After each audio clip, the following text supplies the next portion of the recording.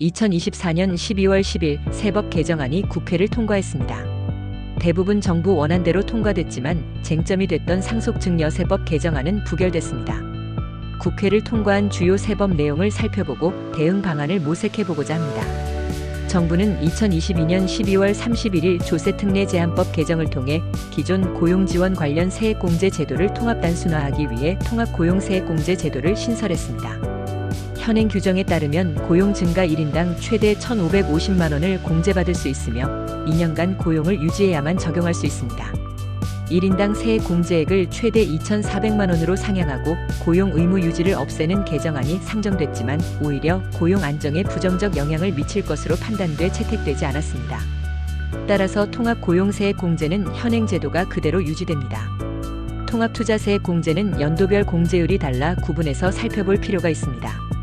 중소기업이 2023년에 사업용 고정자산에 투자한 경우 투자액의 12%와 직전 3년간 평균 투자액을 초과한 투자 금액에 대해 10%를 추가 공제받을 수 있었습니다. 2024년에는 종전세법이 적용돼 기본 공제 10%와 추가 공제 3%를 합한 공제율이 적용됩니다. 이번 세법 개정을 통해 2025년 투자분에 대해 기본 공제 10%와 추가 공제 10%를 합한 공제율을 적용하도록 하는 정부안이 통과됐으므로 적극적으로 활용할 필요가 있습니다. 2025년부터는 성실 신고 확인 대상 소규모 법인의 법인세율이 기존 9%에서 19%로 인상됩니다. 예를 들어 성실법인의 연간 이익이 2억 원이라면 기존 1,800만 원에서 3,800만 원으로 법인세 부담이 대폭 증가하게 됩니다.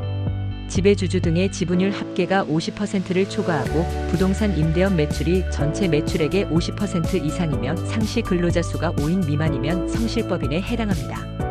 따라서 부동산 임대업 매출보다 다른 업종 매출을 늘려야 성실법인에 해당하지 않을 가능성이 있습니다. 강화된 규정에 대비할 필요가 있습니다. 가장 관심이 컸던 상속증여세 개정안은 전부 부결됐습니다. 정부는 상속증여세율을 기존 10에서 50%에서 10에서 40%로 인하하고 1인당 5천만 원, 자녀공제를 5억 원으로 상향하며 최대주주 보유 주식 할증평가 폐지 등을 제안했지만 국회에서 합의에 이르지 못해 현행 규정이 그대로 유지됩니다.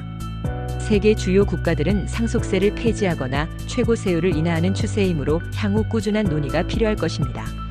2025년부터 적용 예정이었던 주식 양도차익에 대한 금융투자소득세는 폐지됐습니다.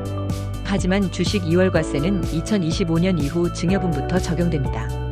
배우자 등에게 주식을 증여하고 1년 내 양도하면 증여자의 당초 취득가액을 기준으로 양도차익을 계산하게 됩니다.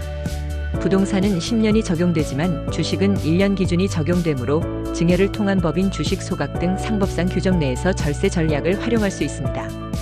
2025년부터 바뀌는 세법 규정에 따라 사업자는 최대한 세액 공제를 많이 받을 수 있는 세제 전략을 수립해야 하며 그 과정에서 조세특례제한법 개정 내용과 사후 관리 규정을 정확히 숙지해야 합니다. 상가나 공장 등 건물을 취득해 임대업을 영위하는 소규모 성실법인은 세부담이 커질 수 있으므로 적절한 세무 관리가 필요합니다. 지금까지 하우스존 부동산 신문이었습니다. 지속적으로 부동산 뉴스와 매물을 동시에 받아보시려면 구독과 좋아요 부탁드립니다. 감사합니다.